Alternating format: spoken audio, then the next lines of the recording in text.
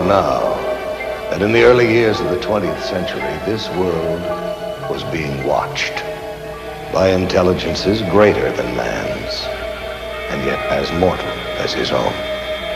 We know now that as human beings busied themselves about their various concerns, they were scrutinized and studied, perhaps almost as narrowly as a man with a microscope might scrutinize the transient creatures that swarm and multiply in a drop of water.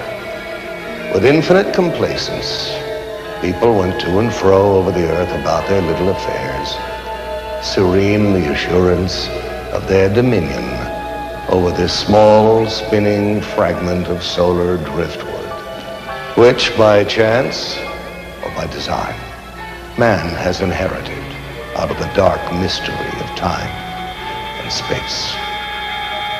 Yet across an immense ethereal gulf, minds that are to our minds as ours are to the beasts in the jungle, intellects vast, cool, and unsympathetic, regarded this earth with envious eyes, and slowly and surely drew their plans against us. So began a science fiction bestseller published more than 75 years ago, H.G. Wells's War of the Worlds. It was written and read as harmless entertainment. Science fiction was just becoming popular. Fairy tales for adults. And yet that world of science fiction is all around us, right now, less fictional with every passing day. The evidence is here. Our planet is indeed being visited by intelligences greater than man's. They travel in spaceships, in flying saucers. People all around the world are seeing these craft. The Italians call them disci volanti, the French soucoupe volant, the Russians letayushchi targelki. In America, we call them UFOs. There are literally thousands of police and pilot reports of UFOs, and over 900 landing trace cases have been documented. Cases where soil chemistry has changed. Swirled circles that testify to tremendous centrifugal force where something massive landed. But what? The military spokesmen of the great powers are suspiciously silent. Only one thing is certain. No earthly power has built aircraft that execute right-angled turns at supersonic speeds. And such craft are consistently seen and photographed tracking our test planes and space vehicles. Where do these alien craft come from? And what are their powers? And why are they visiting us? Are they perhaps reminding us that we are part of a vast cosmic connection, that we have links, even kinship, with worlds beyond Earth? Or are they, as more and more people believe, trying to tell us that the knowledge we need to survive, to grow, is right here on planet Earth, hidden in our science and in our past? Our planet is in crisis, and some say all this has happened before, a long, long time ago, to that mysterious, fabled land, the lost continent of Atlantis.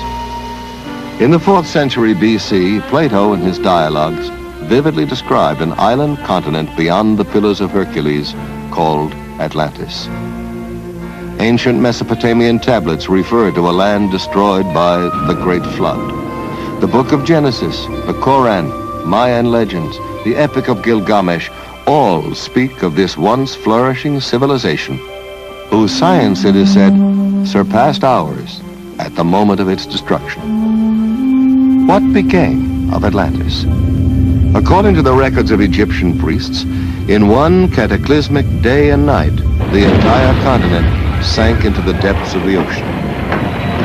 Russian physicist Immanuel Velikovsky has suggested that Atlantis became the lost continent after a shift in the Earth's axis.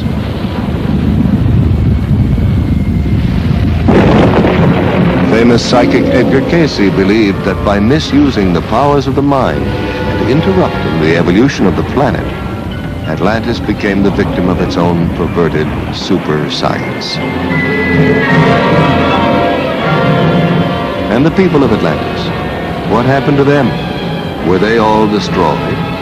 Or did some survive the Holocaust and migrate by sea and air to other lands? Did some Atlanteans retreat into the ocean and establish a magnificent undersea kingdom that still flourishes there today? Or did they, with their advanced technology, escape into outer space? And have they perhaps, since man first left records on cave walls, been returning in their spaceships to observe us as we build the new Atlantis? What evidence is there that man himself was not the sole architect of the Earth's great ancient structures? Did we indeed get a little help from our friends from space? The Great Pyramid of Giza is the height of a 40-story skyscraper. It's built with 2.25 million stone blocks, some weighing 24,000 pounds apiece. Blocks supposedly hauled hundreds of miles by slaves and beasts of burden. And what of the knowledge necessary for the construction of such a monument? We know now that the Great Pyramid was built facing true north in the exact center of the land map of the world. Not the known world of 2575 BC, but the entire world as we know it today. The only way its architects could have derived such calculations would have been to survey the Earth from high in the air, make a global map, project it flat, then draw meridians through the precise center of the map's land surface. Either that or the information was provided for them by someone else, someone capable of aerial reconnaissance. Some of the pyramids in Spanish America, land of the ancient Mayan, Aztec, and Toltec civilizations, predate even those of Egypt. Tiwanaku, the oldest city in South America, is said to have been constructed by a race of giants whose homeland was destroyed by a great flood.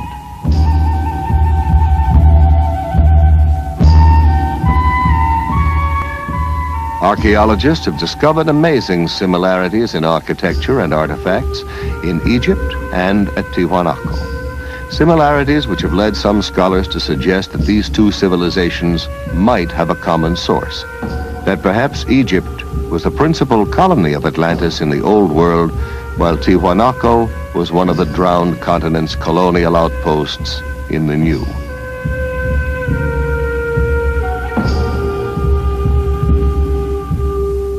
The sacred books and folklore of widely separated lands all tell of days when gods visited this planet wrapped in clouds or conveyed by fiery chariots. Are the gigantic statues on Easter Island faithful representations of ancient astronauts or Atlantean giants? And what of Stonehenge, Neolithic computer of the Druids? The parallel is not far-fetched, for it would take an IBM computer to decipher the functions of this calendar monument, to predict coming eclipses from the complex alignment of the massive stone slabs, each marking a position of the sun and the moon. And more astonishing, the inner measurements of Stonehenge in England and the dimensions of the Great Pyramid in Egypt both indicate the precise number of days in a solar year, which seems to suggest that the architects of these distant structures had access to the same information, perhaps even worked from a master set of blueprints. The question is, why?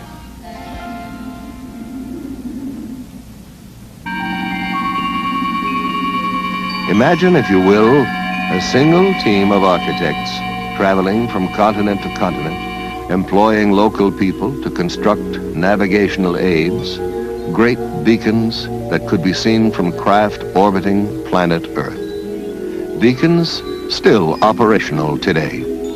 Certainly the most permanent evidence that advanced civilizations have been visiting this planet since ancient times may be seen in these time-defying monuments, a world apart.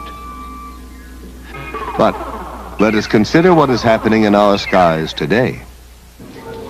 It was exactly 8:05 p.m. when Air Defense Command received word that a mysterious light was hovering low on the horizon just northeast of Rapid City, South Dakota. Radar operators at Ellsworth Air Force Base shifted their attention to the northeast quadrant of the sky and immediately picked up an unidentified target. Air Traffic Control quickly contacted an F-84 patrolling in the west, asked for an interception, and vectored the jet toward the UFO. A moment later, the jet's radar picked up the unidentified return and locked on. The plane was just 3 miles from its target when the light suddenly moved away with a fantastic burst of speed. The pursuit lasted for 120 miles, but the jet could not gain on the object. Finally, the pilot abandoned the chase.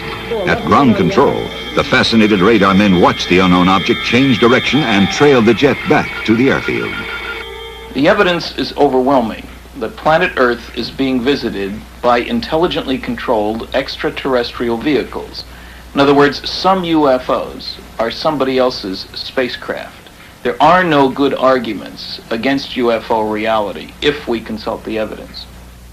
Stanton T. Friedman, nuclear physicist and lecturer, has been consulting the evidence on UFOs for over 15 years.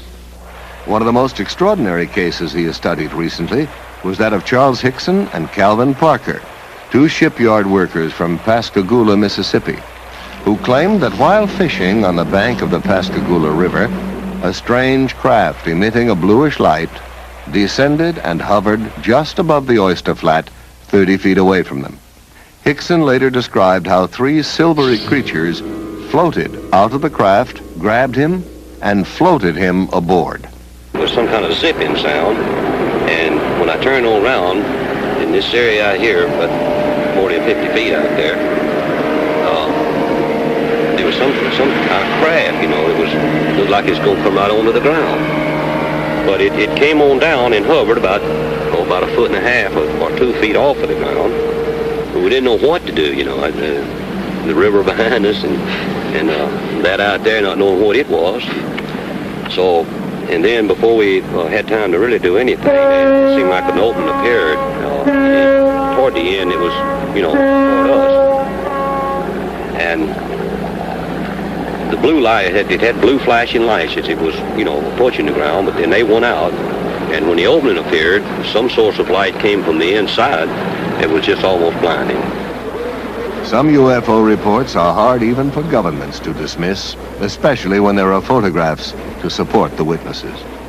At approximately 15 minutes to 10 Monday evening, several citizens from the East Los Angeles area phoned our station and stated that they were observing what they thought was an unidentified flying object.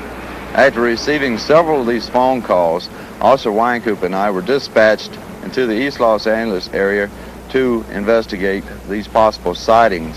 We observed the object traveling in a southwesterly direction and gave pursuit of the object. While in pursuit, I was passenger officer and I was broadcasting a pursuit to my division watch commander, Sergeant Tigroin of Hollenbeck Division, LAPD. During the pursuit, I managed to take one photograph. This photograph negative was booked into police property using this report and this divisional record number. The spacecraft was oval shaped on top and underneath, like a large pancake blown up in the middle. It did not have any dome like many of them have reported to have had. And it seemed to be about 200 feet in diameter and about 30 feet high. One of the best photographic sequences on record was taken of a UFO over Trindade Island off the coast of Brazil. Military and civilian observers on the Brazilian training ship Almirante Saldanha saw this metallic craft nearly 150 feet long moving in over the sea to circle the island. A professional photographer aboard the ship grabbed his camera and took these photographs, which were officially released to the world by Juscelino Kubitschek, then president of Brazil, as authentic UFO pictures. Evidence of UFO activity over water mounts steadily. Jacques Cousteau has reportedly investigated UFO sightings over South America's Lake Titicaca. Thor Heyerdahl saw strange glowing masses underwater during his famous Kon-Tiki voyage. And there are literally hundreds of reports from marine scientists and ship's crews of mysterious undersea craft. What is the connection between UFOs and water? Are extraterrestrials using the oceans of our world as highly developed bases for successive space expeditions? Or are these craft, as some people believe, piloted by descendants of Atlantean survivors who sought refuge long ago under the sea? What evidence is there to support this speculation? We now have the means to explore our ocean floors, and divers have located vast stretches of what appear to be the paving stones of giants. Stones as huge as the blocks that built the pyramids, crisscrossing the ocean bed in mid-Atlantic.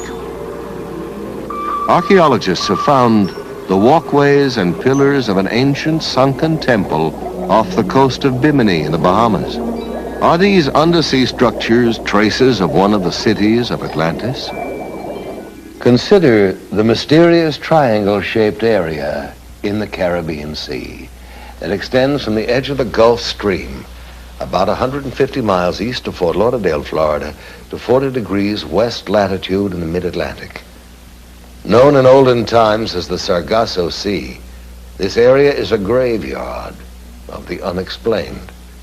It's a place where strange things happen to compasses.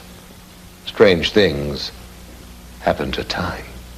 Down through the centuries, this watery graveyard has claimed Spanish galleons, windjammers, steamships, supertankers, pleasure yachts, and aircraft. Almost all disappeared without trace, as if the tentacles of some mythical monster had reached out and seized them. This area is known today as the Bermuda Triangle, or Devil's Triangle.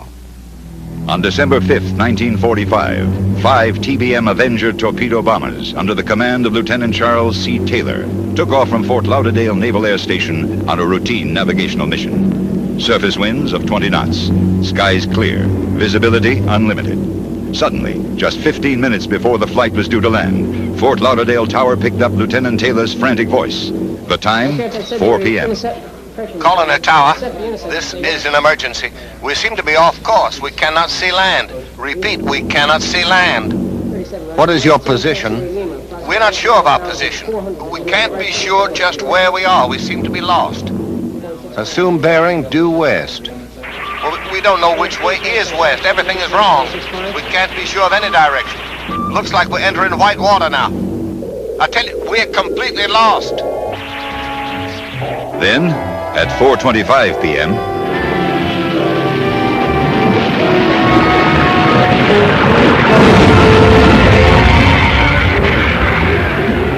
we're completely lost. And then, silence forever. Immediately, the Navy dispatched a Martin PBM Mariner flying boat, a huge craft with electronic tracking gear, with enough fuel to remain airborne for 24 hours. Aboard, a crew of 13. By 7:04 p.m., the Mariner 2 was missing. In 3 short hours, the Triangle had literally swallowed up 6 planes and 27 trained men.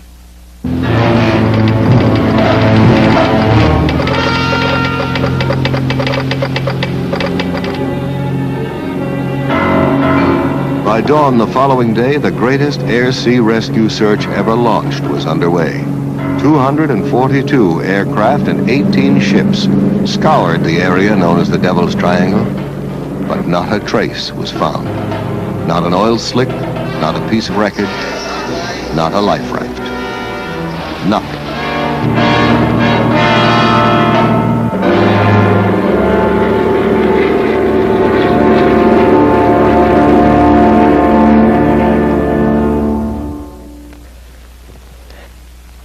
There's no comprehensive list of Triangle victims, but the litany of lost ships alone reads like a guest list from Davy Jones's locker. United States ship Nina, United States ship Grampus, the steamship Santa Clara, Star Ariel, the Home Sweet Home, the steamships Hewitt, Corner, Slocum, the Marine Sulphur Queen, the Southern District, the City Bell, the George Boston, the Raifuku Maru, and on and on and on. Ship names that descend from mythology, the steamship Rubicon, the Nereus, the Proteus, the Cyclops, the Constellation, the steamship Witchcraft. Theories about the triangle range from piracy to tunnels into other dimensions, other time zones. Physicists have suggested that the lost ships and planes may have been victims of a magnetic phenomenon that disrupts radio communications, causes flight instruments to malfunction, but there is no conclusive explanation. The ominous question remains. Is this area controlled by some unknown intelligence? We are currently spending millions of dollars exploring the ocean's bed. Project Moho drilled 600-foot shafts beneath 12,000 feet of water in an attempt to decode the mysteries of the Earth's crust. And along with archaeologists and oceanographers, parapsychologists are joining in the search to locate evidence of the legendary lost continent of Atlantis.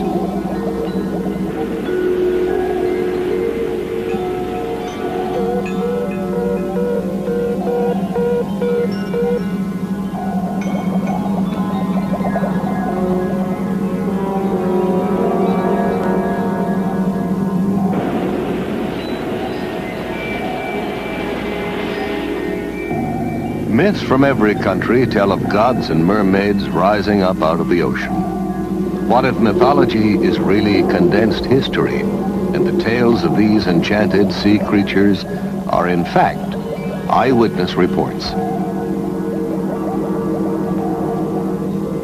What if the whale that snatched Jonah from the raging sea was actually an underwater craft?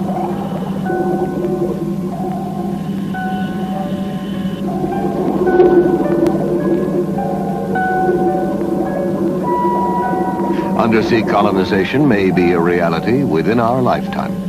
Oceanographic institutes like Woods Hole and Scripps are collaborating with the government in undersea lab experiments to prove that man can live comfortably in an aquatic environment for extended periods of time. In order to survive under the sea and in deep space, man is developing new tools, mind tools, telepathy, clairvoyance, psychokinesis.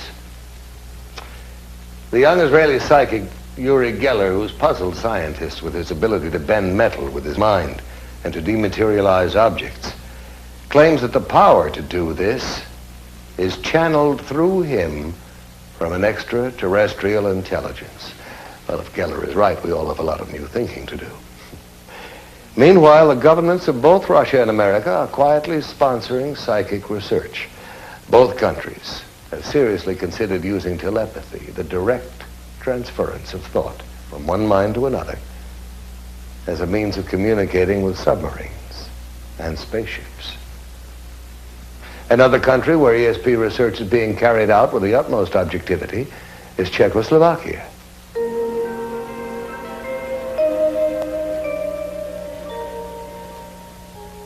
Here in a Czech laboratory, we are watching an experiment in telepathy.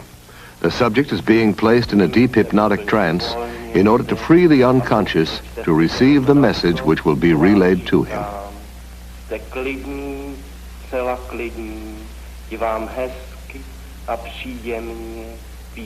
First, the subject is placed in a deep hypnotic trance.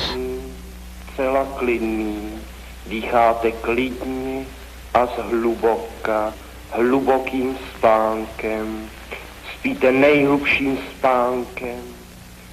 In this experiment, it is essential that there be no outside interference, that the subject's mind be clear to receive the mental message that will be flashed to him.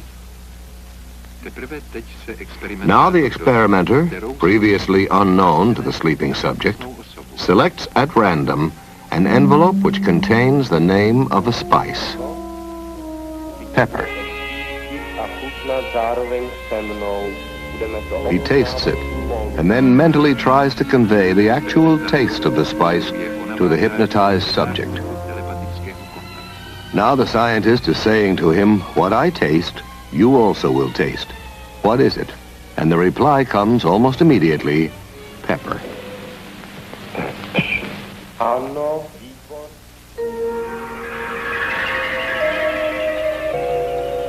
Psychokinesis, the ability to move physical objects with the force of the mind, is also a subject of intense interest to science and to the military. Here in Leningrad, under strictest test conditions, talented sensitive Nina Kulagina makes the magnetic needle of a compass rotate by sheer mind energy.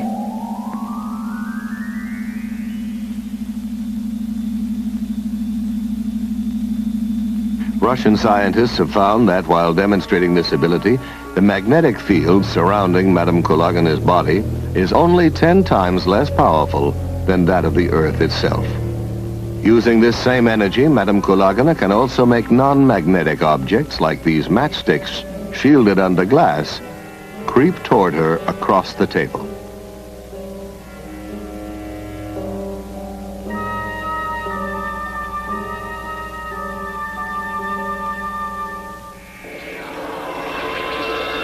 In the Philippines, psychic surgeons are reportedly performing major operations on patients without using any surgical instruments and with no form of anesthesia or bleeding control. Yet the surgery appears to be painless and paranormal healing takes place almost immediately.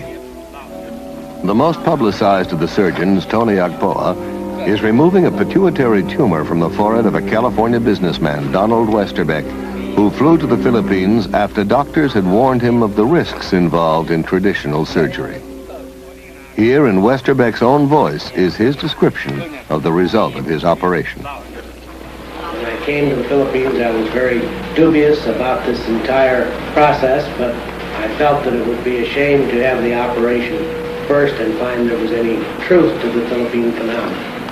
Whatever comes out may or may not be the right kind of tissue. It may well be symbolic, but it is now 2 years since that operation, and the symptoms, which were progressing quite rapidly, have pretty much disappeared. I know that whatever happened in the Philippines had a certain effect on the progress of what was happening within my head.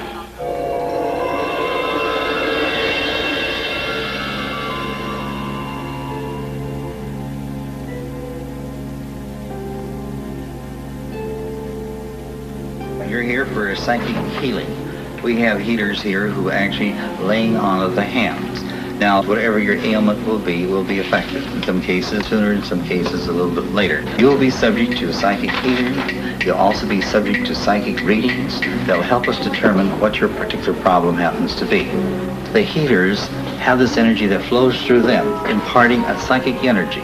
And this energy will flow to whatever part of the body. I think that most people that really get into healing professions feel like they have some kind of healing ability. They may not know what it is, but I think they get into healing because they're kind of led into it. I mean, physicians, nurses, even chiropractors and others. Have you been doing any heat treatment or infrared or? Nothing. This observer is a licensed physician, an MD, one of the first to inquire into this unusual method of healing to see what it has to offer to his profession. Oh, absolutely. Absolutely. So there's no known physical cause for rheumatoid arthritis, and not really for the other kind, osteoarthritis either. Our usual procedure is to take psychic readings. This is a group of gifted sensitives who possess the extraordinary ability to diagnose a patient's illness by a method known as body scanning. They record their estimate of the possible illness by picking up vibrations directly from the sick person or by holding something belonging to her. Sometimes there is an actual transference of pain from the sick person to the diagnostician.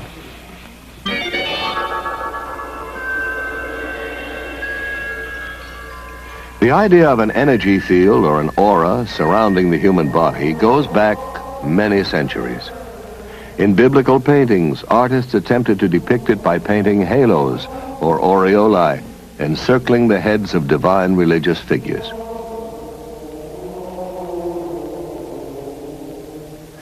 Rather more recently, this NASA picture shows Apollo 12 astronaut Pete Conrad on the moon with a bluish glow around him.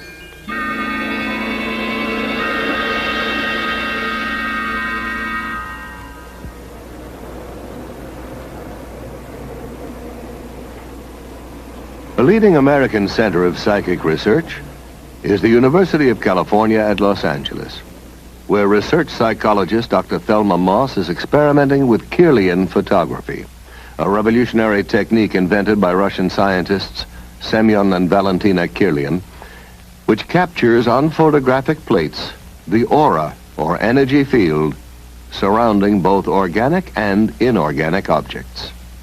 Dr. Moss, could you tell us about your research here at UCLA? We've conducted about almost every area of research in parapsychology. That includes telepathy, thoughts going from mind to mind, moving objects at a distance. Primarily now, we're extremely interested in energy fields around the body.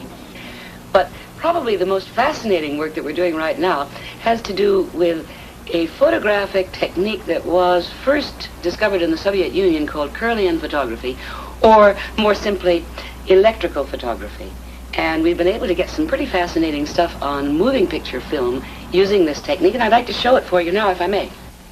Okay, I'm going to turn on the film projector here, and we'll be taking a look at some of our work in motion pictures.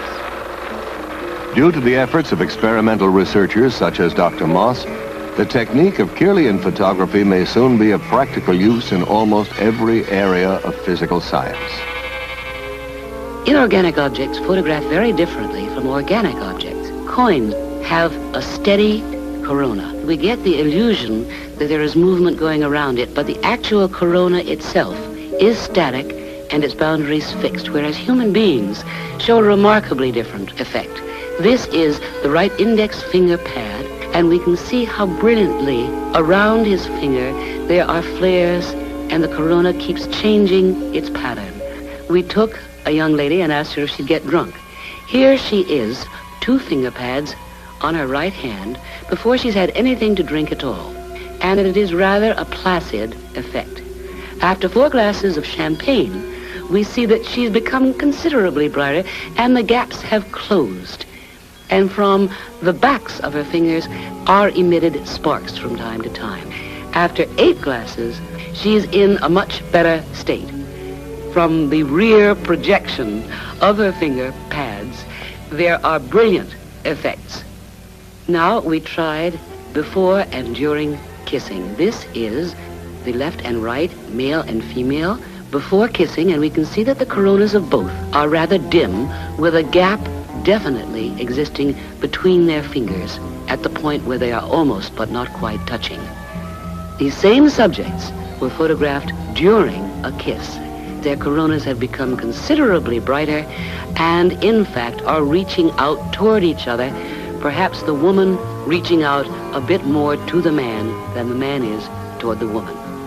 Here we find an extraordinary example, which doesn't happen very often. Do you notice the red blob of light appearing between the 2 people? In anticipation, we like to think of the kiss to come. While kissing, the white and almost pink colors have become much more prominent, and it would seem the man on the left is perhaps enjoying the experience a little bit more than the person on the right. Now, Dr. Moss has also observed through the Kirlian process the dynamic interchange of energy between a psychic healer and his patient. Apparently, after a healing treatment, there's a sizable increase in the widths of the coronae surrounding the fingertips of the patient and a corresponding decrease in the healer's corona. Another fascinating aspect of Kirlian photography is known as the phantom leaf phenomenon. People who've had a limb amputated often say that they can still feel it, even complain of absent fingers or toes that itch. Now this, according to scientists, can be explained by the persistence of old sensory patterns in the brain. But for years, psychics have claimed that they can actually see phantom limbs still attached to the body. And now the Kirlian technique supports their claim. In Dr. Moss's laboratory, first they photographed an intact leaf, then cut away part of the leaf and photographed it again. For a short time, a phantom counterpart of pure energy remained where the leaf had been cut. making up a complete, sparkling outline of the whole leaf. One of the most dramatic things in Kirlian photography is the phantom leaf effect. Here is a leaf on the left side. It has been cut. We turn on the Kirlian equipment by placing an electrode, and here we see no phantom. Where the leaf has been cut, there is a kind of gap. However, by lifting up the electrode and replacing it very vividly, you can see the brilliance of the phantom effect. Extending beyond the boundary of the cut leaf, we can see flares coming out from various parts of the leaf and from its cut end. We cannot explain the effect.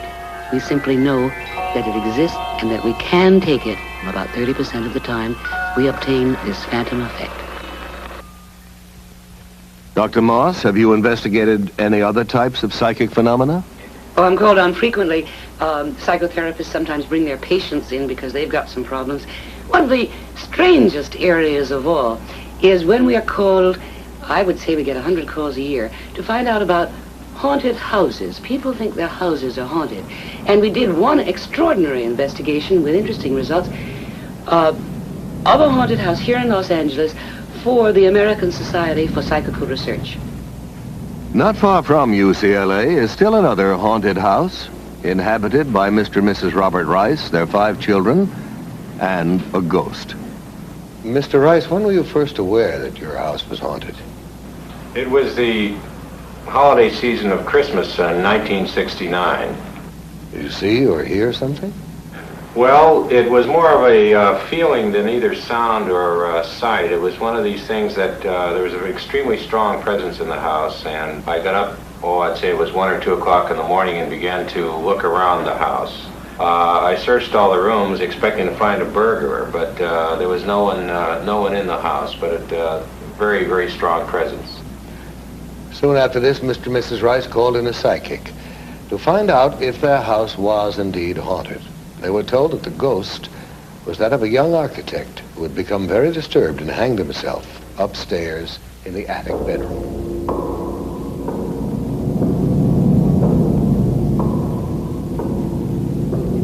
Well, I was working in my studio downstairs. I'm a painter, and this individual had become such a familiar part of our family after a number of years that I more or less tried to communicate with him on working in this painting. I saw a man about 5'7", very thin, dark complected, wearing a white shirt rolled up to the sleeves, open collared dress shirt, dark pants, and black shoes. There was an immediate effect of the painting taking shape. It was almost as if it were directed, although I didn't move my hand. It's not really a painting of him as he looks, it's more of a feeling of his personality. The California Society for Psychical Research came to the Rice's house to investigate the case.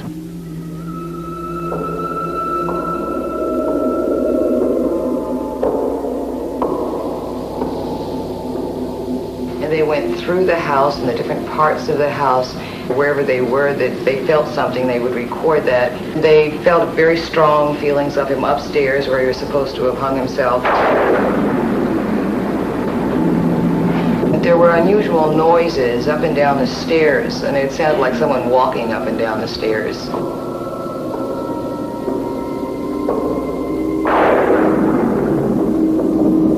They also saw him in the same light and described him in the same manner that we had seen him.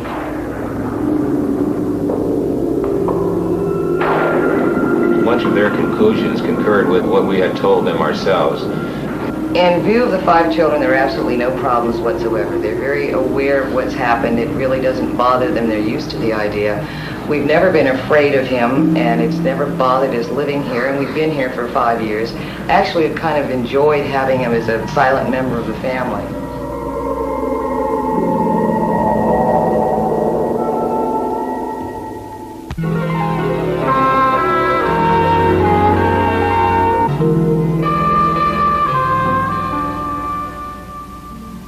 I am Lucretia Black, and I am a witch.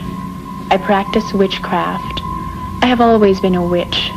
I was born a witch, I was raised a witch, and my mother, grandmother, and great-grandmother were all witches. What is a witch? It's a psychic female who can project her energies and invade other people's subconscious minds, forcing them to do things they would not normally do.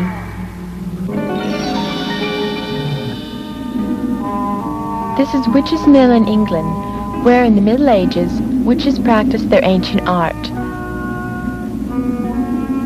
There are witches who worship nature spirits and use plants and herbs to make potions for the sick. Witches who cast spells to dry up a neighbor's cow or blight his crop. Witches who wore charms and amulets to dispel the dark forces. In England, in medieval times, the church burned and hanged witches, blaming them when someone became sick or died. In France, Joan of Arc was burned at the stake because the church was afraid of her amazing psychic powers. Down through the ages, people with psychic ability have been falsely accused of being witches.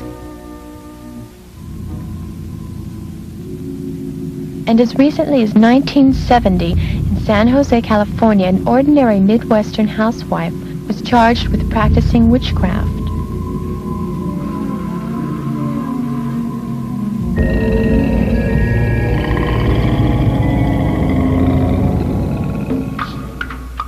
For years, we have seen people lying on beds of nails or walking on sword blades, and we've thought it was magic or fakery. Now we're beginning to understand there is a thin line between magic and what we call mind over matter. And science has begun to study the people who perform these feats. Here in Hawaii, members of an ancient tribe walked barefoot through fiery coals without suffering pain or injury to their skin.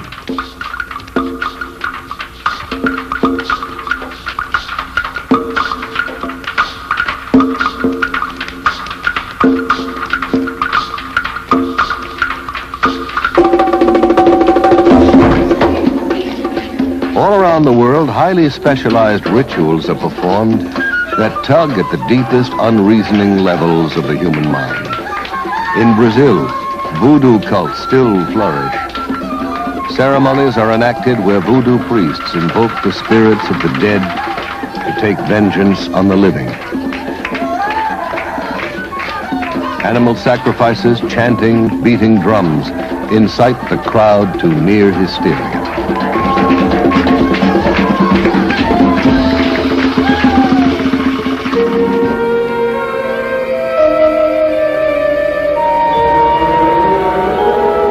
Questionable occult ceremonies are not limited to the more primitive areas of the world. In San Francisco, as in other American cities, Satan is alive and well. And to prove it, here, with the full cooperation of the men and women involved, is an actual celebration of the Black Mass. In nomine Dei nostri, Satanas Luciferi excelsi. In the name of Satan, the ruler of earth, King of the world, open wide the gates of hell and come forth to greet me as your brother and friend. Grant me the indulgences of which I speak, for I live as the beasts of the field, rejoicing in the fleshly life. I favor the just and I curse the rotten.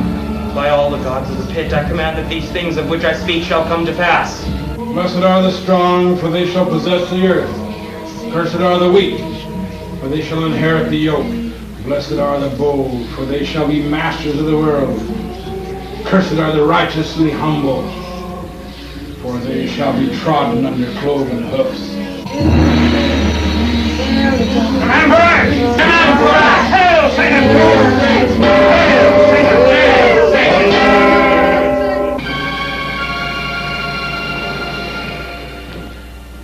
Some people still allow themselves to be seduced by the theatrics of dark and sterile practices.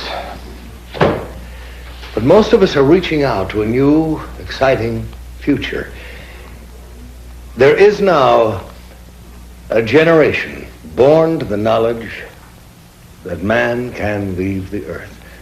A generation prepared, even eager, for contact from beyond earth. And we're beginning to explore inner space to learn about the amazing psychic potential of the human mind. Where then do UFOs fit into our newly expanding awareness of the paranormal? Perhaps investigative reporter Ralph Blum, author of Beyond Earth, a book about man's contact with UFOs, could answer that question for us. Mr. Blum, what do you think about the UFOs? I think we have to consider them as an example of Murphy's Law. Murphy's Law says that if something can possibly happen, it will.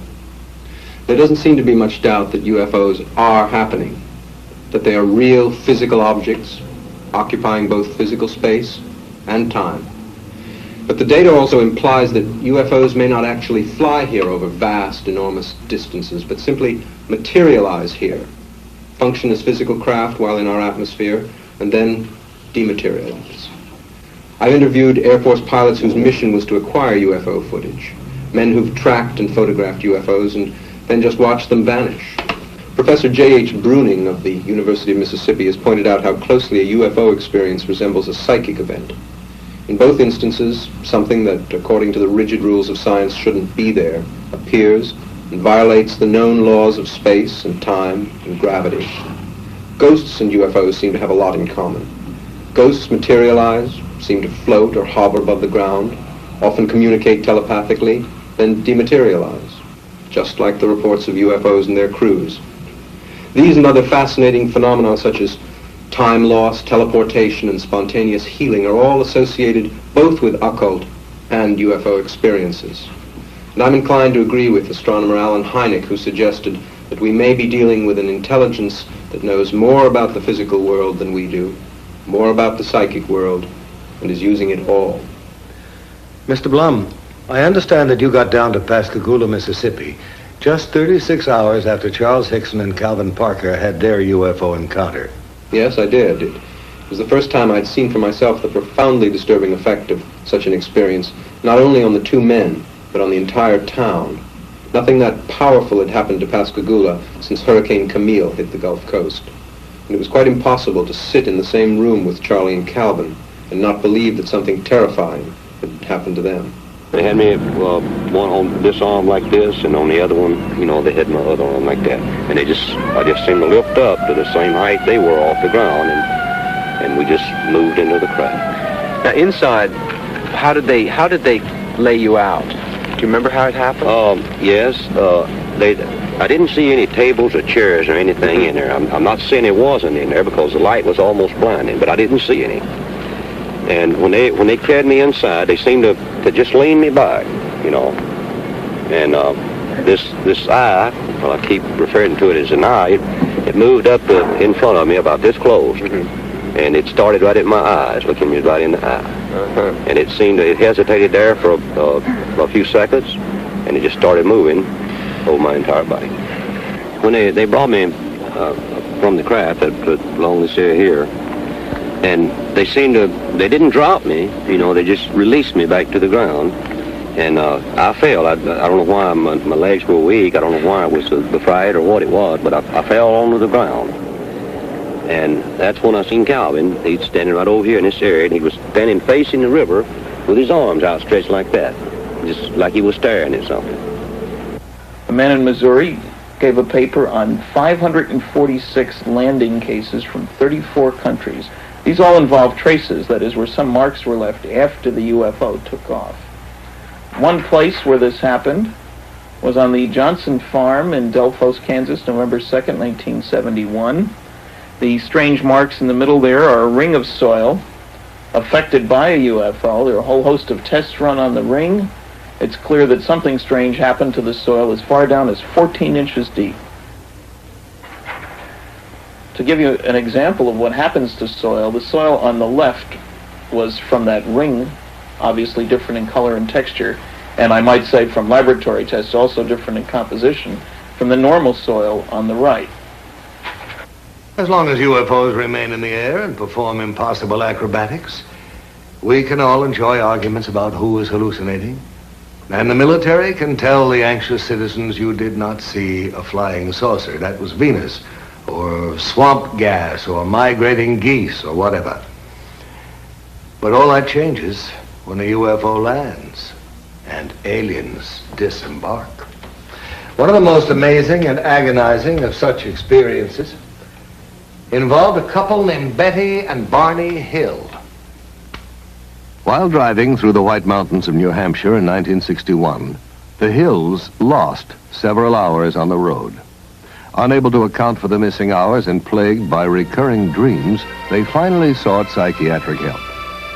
While under time regression hypnosis, both Barney and Betty Hill relived being taken aboard a strange, glowing craft manned by beings not of this earth. While aboard, they were given an extensive medical examination and told that they would not remember what had happened to them. This is a model of one of the UFO occupants as described by Betty Hill under hypnosis. They were under 5 feet tall, with grayish skin, and communicated by some sort of thought transmission. In contrast, the creatures that floated toward Charles Hickson appear to have been servo mechanisms or robots. The pointed spike ears prompted astronaut Brigadier General James McDivitt to suggest that they were probably some kind of advanced radar device. Another version of what they look like, this is a drawing made by an artist, a composite based on hundreds of eyewitness reports. And obviously most landings don't get reported. This character is about 4.5 feet tall or so, 2 arms, 2 legs, a head and a body.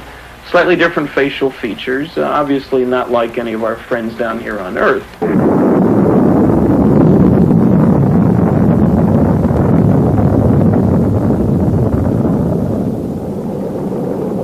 However, there are definite parallels in behavior. They have Earth excursion modules, which behave very like our lunar excursion modules. Take our Apollo program. We have strange-looking flying craft carried on board a launch vehicle. They hover out in the boondocks on the moon, land, a couple of humanoid-looking creatures climb out, wander around, pick up rock samples, play games, then re-enter their craft, lift off, disturbing the soil behind them, rendezvous with the mothership, and zip off toward another planetary body. The same sequence, in fact, that have been observed here by UFO witnesses. One of our pioneer astronauts was Brigadier General James McDivitt. In 1965, General McDivitt spent 4 days in outer space as command pilot of Gemini 4. General McDivitt, have you ever seen a UFO? Yes. During my flight on Gemini 4 in 1965, I saw an object in space fairly close to our spacecraft that I could not identify.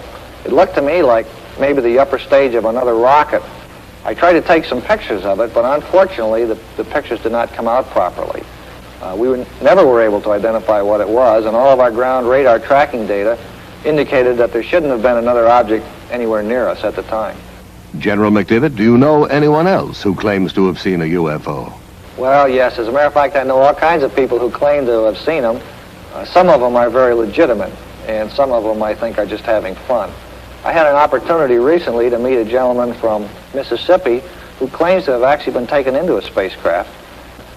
And quite frankly, I believe that that gentleman is telling what he considers to be the truth.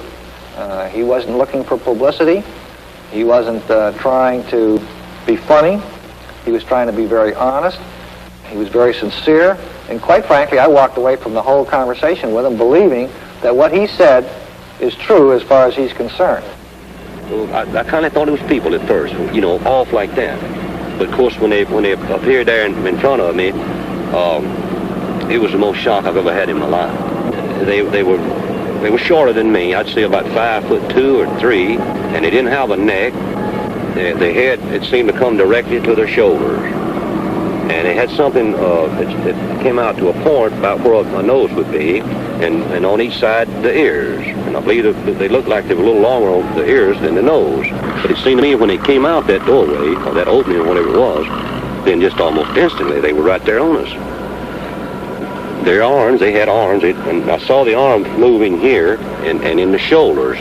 But they had weld. I mean, their fingers were weld, and then they had something like a thumb, and they were like this. Mm-hmm. Can you tell me about the lie detector test?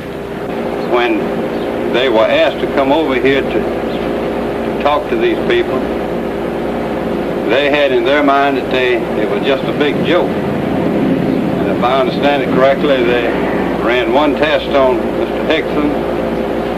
The machine showed that he was telling the truth. Then they run another one, And then the examiner, he began to wonder himself. So he ran the third test, and he believed just what Mr. Hickson had told him. Sheriff Diamond, can you tell me just what happened that night? We questioned them at length. And then we left the room and recorded every all the conversation they had. Recorded between the two of them. And one of them kept wanting to pray. And he said, after all I went through on this earth, he said, why should I have to see something like this? Calvin Parker, I was questioning him, and at one time he wanted to climb the wall. That's how nervous and how shook up he was. But since I was down there, and since I was a physician, and several other scientists and investigators were asked to consult and look into the situation, I was asked, would I mind if I would be present, and I said I wouldn't mind at all. And while it is still very difficult for us to believe that a spaceship landed and that robot-type creatures came out and actually took these two people into the spaceship, these men, in my opinion, believe that they saw this and that they were being honest in reporting what they have reported. Charles Hickson's story is not unique. UFOs first soared into the news in this country in 1947 when pilot Kenneth Arnold saw 9 disc-shaped objects skimming along at high speed and in an unconventional manner, like a saucer would if you skipped it across water. A newspaperman who interviewed Arnold coined the term flying saucer, and over a quarter century of sky watching began. For 28 years, these metallic disc-shaped craft, tens of meters in diameter, have been seen around the world, from Paris to Papua to Pascagoula. Although science has failed to supply a generally accepted explanation of UFOs, the subject has been investigated by the United States Congress. In 1968, Congressman J. Edward Roush of Indiana chaired the House Committee on Sciences and Astronautics Symposium on UFOs. Congressman, do you believe UFOs are somebody else's spacecraft? Well, I hesitate in answering the question only because of this. I don't know, but my imagination tells me that perhaps, just perhaps, there is something that would permit a man to travel faster than light. Perhaps there is something that would permit an intelligent form of life from another planet revolving around another star to make that long trip. And that way they left out hundreds of reports by... For more than 20 years, Major Donald E. Kehoe, U.S. Marine Corps retired, has been reporting on the world of flying saucers. I understand, Major Kehoe, that like physicist Stanton Friedman, you believe that we are being visited by intelligently controlled vehicles from other planets. I do, and I agree with the Air Force. They've had a secret conclusion to that effect since 1948. A few years ago, I conducted a symposium here on Capitol Hill, and the participants of this symposium were scientists of some renown. They were scientists who had an interest in UFOs. And during the course of that symposium, photos were presented which purported to be UFOs. One of the scientists who analyzed the photographs at Congressman Roush's hearings was Dr. Robert M.L. Baker, Jr., who has consented to evaluate for us 2 UFO films from the files of the Smithsonian Institute in Washington, D.C. We see here the Montana 1950 film showing 2 bright objects taken by Nicholas Mariana of Great Falls, Montana. The natural phenomena that is often given as a source of these images is airplane reflections. Airplanes, unless moving at unrealistically high speeds, would have to be so close to the observer as to be identified as airplanes in order for them to portray the kind of motion seen on the film. I don't concede these images to be airplanes, airplane reflections, comets, or other well-understood natural phenomena. We don't know whether these are sophisticated weapons. Everyone denies that they are. Our own country denies that they are sophisticated weapons of this country. This film was taken in 1952 by Delbert Newhouse, a Navy photographer, near Tremonton, Utah. He estimated that there were approximately a dozen metallic objects shaped like 2 saucers, one inverted on top of the other. The official explanation was that the objects were a flock of soaring gulls. But Dr. Baker had this to say. Birds, such as gulls, simply don't make the kinds of accelerated turns at high speeds that were measured on the film. There also exists some meteorological data that would indicate that there were no updrafts that could have allowed the birds to maintain flight for long periods by simply spiraling. It would seem more likely to me that it is some natural phenomena or even possibly something from outer space. There is, however, another theory.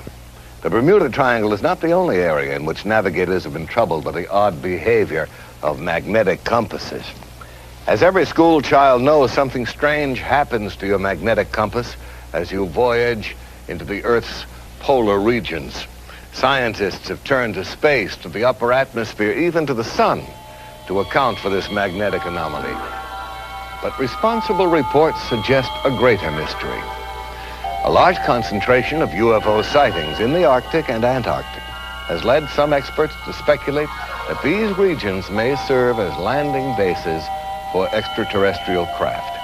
It's even been suggested that the flying saucers, in fact, emerge from and re-enter the Earth's interior by polar doorways, and at the center of our planet is their true place of origin. In 1947, Rear Admiral Richard E. Byrd, in command of the U.S. Navy Task Force, flew 1,700 miles beyond the North Pole, not as would be expected over frozen icy wastes, but across a vast land of mountains, freshwater lakes, rivers, green vegetation, and animal life, a land not recorded on any map. From the evidence provided by Admiral Byrd and other famous explorers of the Arctic and the Antarctic, it has been suggested that the Earth is not, as we have been taught, a solid sphere with a fiery center of molten metal, but is in fact a hollow shell, in which a small amount of the original fire remains to form a central sun capable of emitting light and of supporting plant growth. It has even been claimed that the huge mammoths found frozen in the polar ice are not prehistoric, but were animals from the Earth's hollow interior that wandered to the surface and froze to death. Proponents of this theory estimate that the Earth's crust is approximately 800 miles thick, with openings at its polar extremities. They suggest that Admiral Byrd and other explorers actually entered the openings leading to the Earth's interior without knowing it. These explorers assumed that they were still traversing the outer surface because the downward slope of the entrance is so gradual and because they could not see the other side of the opening, which is hundreds of miles away. Almost to a man, scientists ridicule the hollow Earth theory. They will tell you that the only hollow spaces anywhere near the poles are located in the heads of those who believe in the theory. And yet a number of disquieting questions remain unanswered. How then do we account for the warming effect, the presence of increasingly warm winds as one travels north beyond 70 degrees latitude? Why do these winds carry enormous quantities of black dust? Why does colored pollen stain the snow red, green, and yellow over thousands of square miles of the Arctic? Why are all icebergs composed of fresh water? And why do explorers find tropical seeds and plants and even trees floating in the fresh water off these icebergs? Where do all these things come from? Well, the answer to these questions is obvious to anyone who believes in the existence of an unexplored region hidden in the Earth's interior. But the hollow Earth theory is not limited to this planet. In his book, A Journey to the Earth's Interior, Marshall B. Gardner discusses the bright lights seen shining from the polar caps of Mars, Venus, and Mercury. Concludes that these planets also have hollow interiors and central suns. According to Gardner, the aurora borealis, the northern lights, result from the rays of that central sun inside the Earth, projected through the polar opening into the night sky. Now, before we join in the laughter of scientists at these notions, we should remember that 100 years ago, the world's most prominent astronomers staked their reputations on the fact that rocks did not fall from the sky. Today, these rocks are called meteorites.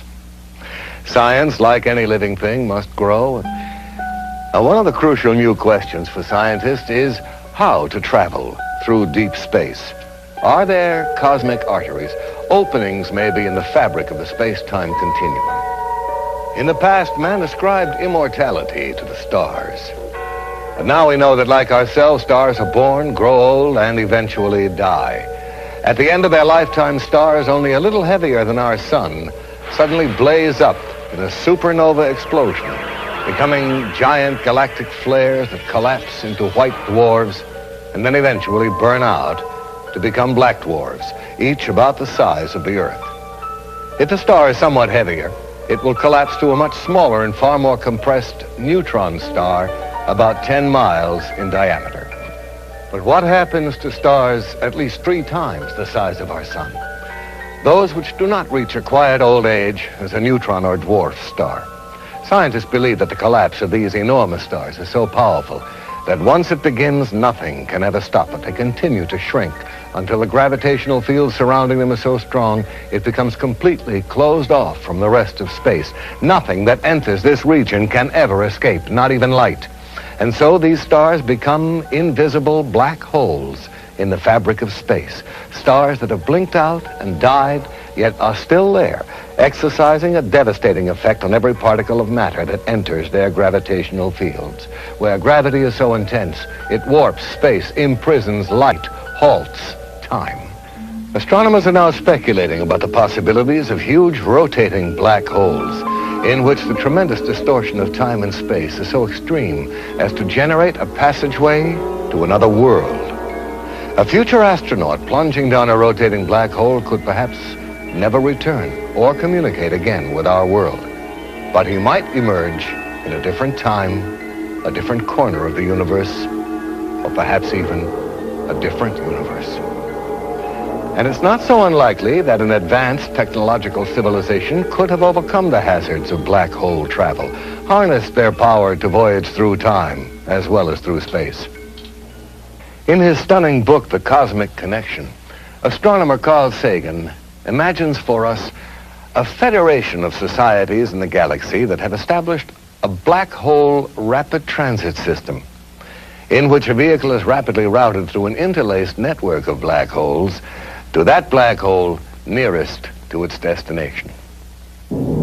As even more dramatic evidence of interplanetary penetration, we can look to Siberia just after the turn of the century. An unidentified space object hurtled toward Earth at over 30,000 miles an hour.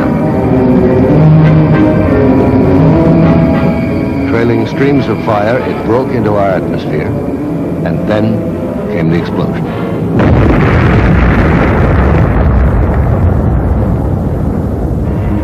Equal in force to a thermonuclear blast. A huge mushroom of fire and smoke, an explosion like none recorded on Earth before that left traces of radioactivity and felled trees within a 40-mile radius. And yet there was no sign of a crater. On January 7, 1948, officials at Godman Air Force Base near Fort Knox, Kentucky, observed a strange object passing over them at high speed. Minutes later, at 2:30 p.m., a squadron of B-51 fighters approaching from the south was asked by the Godman Tower to investigate the UFO. Captain Thomas Mantell, the squadron leader, left the formation and began to climb. At 2:45, Mantell notified the tower he was at 15,000 feet. There's something in sight above and ahead of me. Some kind of a huge metal object, but it's not a plane. I'm going to 20,000 feet. At 3:15, Mantell radioed again.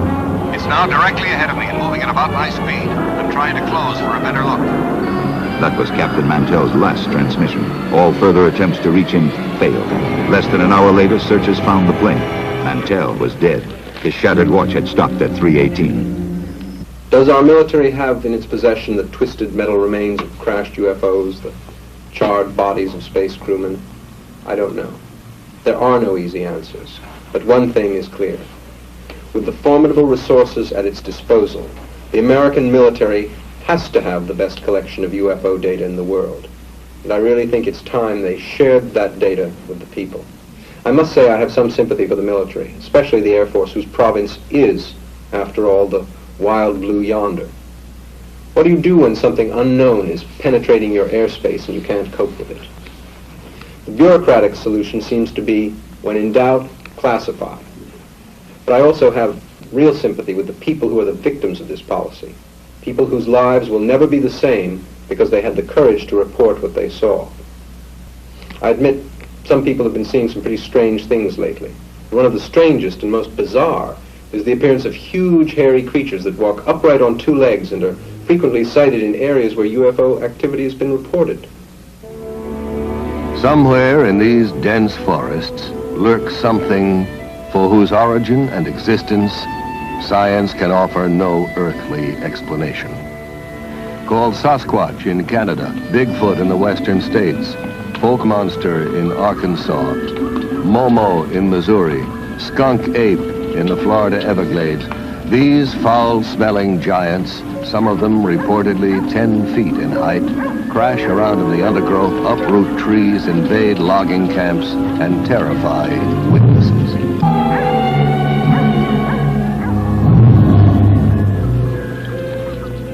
What are these creatures? Where did they come from? How did they get here? Recently, an astonishing number of Bigfoot reports have coincided with UFO sightings and landings. Are the UFOs dropping these creatures here to see if they can live on our Earth?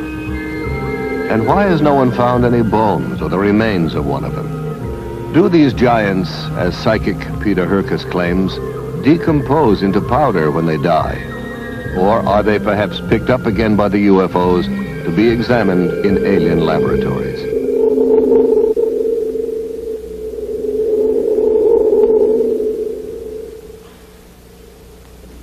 Is the Bigfoot a cosmic mutation? Incredible as this notion may seem, we're contemplating even stranger possibilities in our own laboratories. In 1818, when Mary Shelley first conceived of the Baron Frankenstein, the idea of one human being fabricating another was sheer fantasy. Now the inconceivable has become a near reality, as scientists around the world do research in the new and ominous field of genetic engineering. By a process known as cloning, we can now reproduce genetically identical copies of an individual organism. Already, experiments in cloning plants and lower animal forms have been successful. The way has been paved for similar experiments with human cells. At the University of California at San Diego, Dr. Walter Desmond is carrying out research in cloning. In this laboratory, we're working with a variety of cultured cell lines. These are cells originating from various tissues in the body, which can grow essentially forever in culture vessels. The material from which we start, the animal tissue, is made up of a number of different kinds of cells. Since we are often interested in studying only one cell type, it is desirable to have cultures which come from a single cell. We would expect then all cells in such a culture to be identical. This is accomplished by cloning, putting a very small number, even one cell, in a culture dish and allowing the individual cells to grow. Colonies of cells arising where there was originally only one can be isolated and studied with the assurance that all of these cells are of identical origin. There is still some question whether cells of higher animals have this potential. At the University of Indiana, Dr. Janice Brothers has been doing extensive work on the development of lower animal forms, such as salamanders, from a single parental source. Thus, the new specimen salamander grows up to be essentially an identical twin, a generation removed, of the single parent. Axolotls are a type of salamander which come from Lake Yacumoco in Mexico. The axolotl is useful to scientists because many mutations have been described in this animal. The development of each characteristic of the body is controlled by genes. A change in a gene is called a mutation. Some of the mutations that have been found in the axolotl affect the development of the eye, heart, legs, skeletal system, and the pigment. The golden and white axolotls are animals which have pigment mutations. The 4 large dark axolotls swimming in the aquarium are a clone of nuclear transplants made by transplanting a nucleus from the cell of a normal embryo into an egg which has abnormal cytoplasm.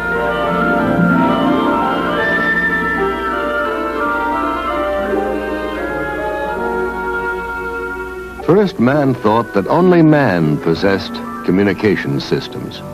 Then we made friends with the dolphin. And now plants take their place among the communicating life forms of this planet. Since 1969, Marcel Vogel, a senior research chemist at IBM, has been actively engaged in the study of man-plant communication.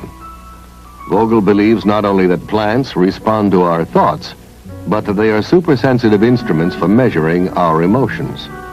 Working with green broad-leaved houseplants like this philodendron, Vogel wraps a copper wire around the plant and attaches a small stainless steel electrode to the plant leaf.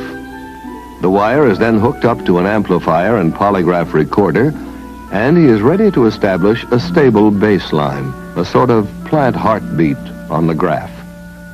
One of the earliest experiments that we did was the threat of attack. With the help of his assistant, Chuck Mignosa, Vogel will now attempt to project thoughts of attack and then monitor the plant's response. So what I'd like to have you do, Chuck, is to build a strong thought form of an attack. Chuck, think a strong thought of attack and then commit the act on the plant. Any shift of the needle on the graph is regarded by Vogel as a response from the plant. When the needle jumps wildly, it is the electrical equivalent of a human scream. Next, we will see both Marcel Vogel's and the plant's response to his assistant, Tom Montalbano's directed thoughts. Both the plant and Marcel Vogel are tied into the narcophysiograph biofeedback machine. This is the plant response telemetered through the stainless steel electrodes. Here is Marcel's galvanic skin response. This trace is Marcel's pressure and his cardiovascular relaxation and tension of the blood vessels. This trace is the temperature variation coming from Marcel's hand. As you can see, it's lowering. Now be quiet. Now I'll focus into you, Tom. Tom, do you like women? Definitely. Now it's responding to you. And this time I'll focus onto your liking of women. Now here you have my response to your thought, but nothing with the plant yet. Now we're getting an emotion, a response, you see, right here. I had a thought of doing some healing work. Good. Now repeat that operation, that thought. There's the repeat. There you picked it up. Now it transferred. See, your mind was locked in. There's the thought finally transferred. All right. Look at this. There's a response to our personal interaction. It's always a thrill to me when I see this happen, because it's hard to believe that we are all linked together with thought. So we really become one with each other and nature. And that's why I love this type of work. Now here's my response to the thought of love. I said the word love. Look at the Marcel Vogel is pointing out how, with identical equipment, the plant's response is greater than his own. That it actually picks up more information and is therefore a finer instrument for measuring emotion than man himself. Research into the secret life of plants raises some awesome moral questions. Should we, for instance, give up cutting roses in our gardens? Should we eat only vegetables that have died a natural death? And what is natural when we speak of death? The human race has come a long way since Faust sold his soul to the devil. Now we are ready to negotiate with death, to treat dying and death as a disease, and a curable disease at that. In March of 1963, biologists at the University of Oklahoma confirmed that the skin cells of the Egyptian princess Mene were still intact and, in effect, alive. Yet Princess Mene has been dead for several thousand years. Ancient Egyptian priests apparently knew many of the secrets of life preservation, secrets we are now in the process of rediscovering through a branch of science so new that most people have never heard of it. The name is cryonics. Cryonics is a program of extended life. Because of the tremendous gap between the research laboratory and the general practitioner's office, it appears it is no longer appropriate to bury or cremate an individual simply because he is suffering from a terminal disease and has suffered a cardiac arrest. In fact, there is much more we can do utilizing the newest developments and breakthroughs in the science of cryobiology. In fact, cryonics regards dying and death as a disease, most serious indeed, but not necessarily incurable. How do you cure a patient of death? Well, under ideal conditions, a patient would be in a hospital, and just seconds after cessation of heartbeat, death certificate would be signed, constituting legal death. Immediately, the patient's body temperature must be reduced to 0 degrees centigrade just as soon as possible. This is accomplished by usually placing the patient in a cold bath solution and rapidly reducing the body temperature. The purpose is that we are trying to reduce the metabolism. We are trying to slow down the dying process as rapidly as we can. Preparing the body for the second phase of cryonic suspension, which is perfusion, where the body is actually brought down to temperatures all the way down to 300 degrees below zero. This process of perfusion consists of replacing the blood in the body with a biological antifreeze that protects the cells from these very, very low temperatures.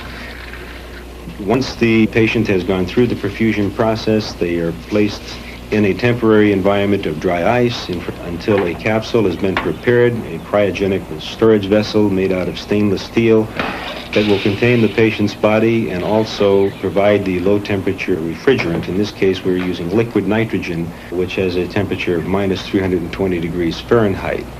At this temperature, for all practical purposes, time ceased to exist.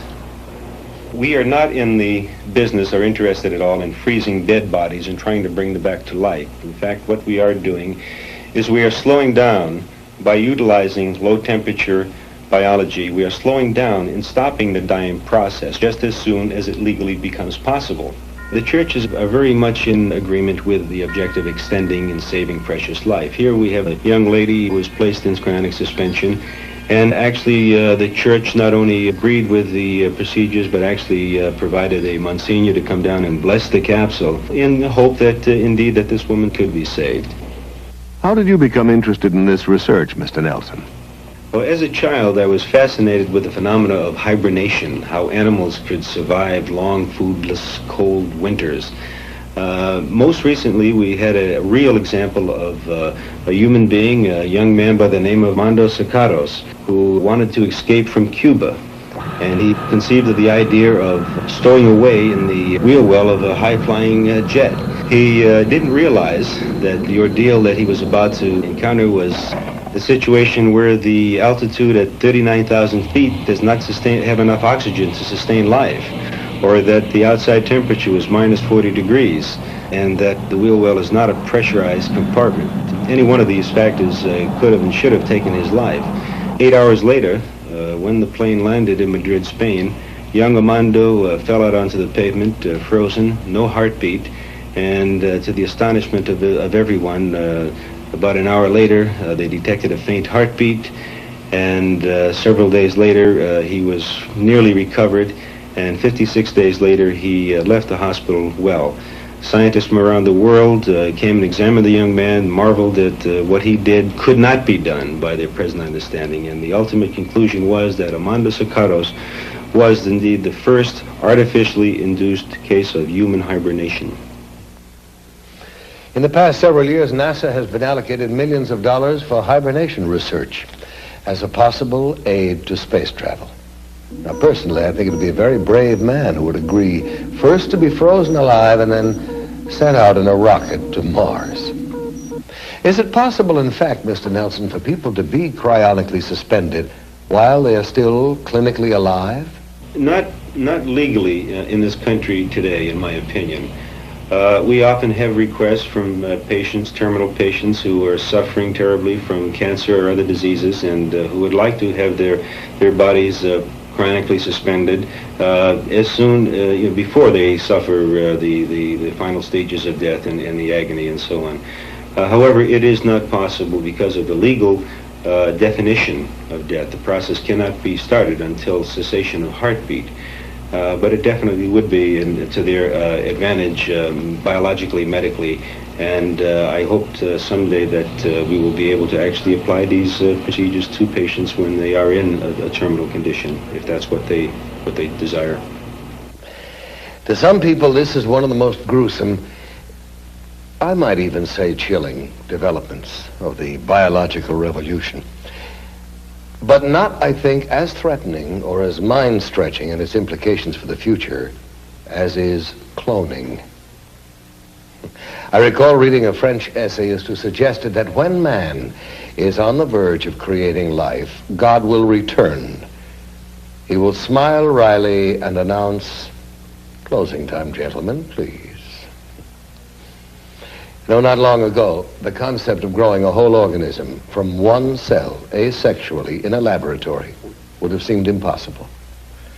But already scientists are contemplating the cloning of human life. Dr. Richard Siegel, professor of genetics at UCLA, has agreed to discuss some of the ethical, the social, and even the political implications of science interfering with evolution. Dr. Siegel, is it likely, in your opinion, that cloned man will become a reality in the near future? The very definite possibility exists that in the foreseeable future, it will be possible to clone the most complex mammal of all, man himself. We have the theory, we have the scientific know-how. However, some of the very specialized techniques that are required have not yet been achieved. But there's reason to believe that with the concerted effort, some of the barriers that now exist can be avoided. Were human cloning finally achieved, and I must emphasize that it has not yet been done, I think that it would raise some very remarkable ethical problems for all mankind. After all, here would be a group of people who would have no proper father, no proper mother, no family, who would recognize from the outset that they were Xerox copies, as it were, of people who exist or had recently existed. And to contend with this through their lifetimes would present a most difficult problem that would finally have to be dealt with. Whether it would be psychiatric, psychological, I don't know. I would not like to be a Xerox copy myself. Certainly cloning would raise, too, some very practical problems for man. For example, one can think immediately a dictator who could clone for himself a superior fighting force, people that would be virtually invincible as an armed force, people who could be programmed so that they would have no mental blocks against fighting. They would have no question but to go out and kill or do the bidding of the dictator. Now here's another possibility, really very intriguing, but at the same time quite frightening. We can imagine that a very wealthy, very powerful individual might have a dozen or so clones of himself prepared. And these could be kept in storage, as it were, and could be used when called upon as a source of spare parts. For example, when this wealthy old man's heart began to give out, he could get a new heart, a transplant, from one of his cloned copies. And there would be no danger whatsoever of transplant rejection. The heart would be destined to take and would function normally. Similarly, in the case of some horrible accident, if a leg were removed or horribly damaged in the case of the wealthy man, a spare part again could be taken from a cloned copy, and this could be used to function. But here's the question. What do we do with the copy? from whom the spare part has been removed. What indeed would we do with all those pieces and parts and almost persons? What would we call the debris? Has man become too arrogant? Do we already believe there is nothing that science and technology could not eventually solve? Are we indeed the new Atlantis? The challenge that confronts us is as enormous as it is exciting. We are ready to tap new resources: telepathy, psychokinesis, Bigfoot and black masses, UFOs and Atlantis, Kirlian photography, cloning, and cryonics. These subjects all have one thing indisputably in common. People want to know more about them, to learn to forge new tools for mankind's future on Earth and beyond. Where are these new concepts and talents coming from? Are they imprinted in us from the beginning? Or are we being programmed from without, in the sense that the Lord once programmed Moses for survival? Are some of us again in contact with angels, technological angels, if you like, who are better at the game and wiser? I don't know. I think that they know more of what's going on down here on this earth than we think. And I don't know, they might have been, you might say, looking for somebody that could, you might say, hold up under the strain and convince people that there is another world and there's some kind of life on that world. They. Who are they? Well, we're living in a troubled time. So perhaps the most pleasing theory is that they are from planet Earth itself, from far in the future, when we have at last learned to travel backward in time. I like that. Because if that theory is correct, if they are our own descendants, if they are from the future, why then it means we made it. We survived.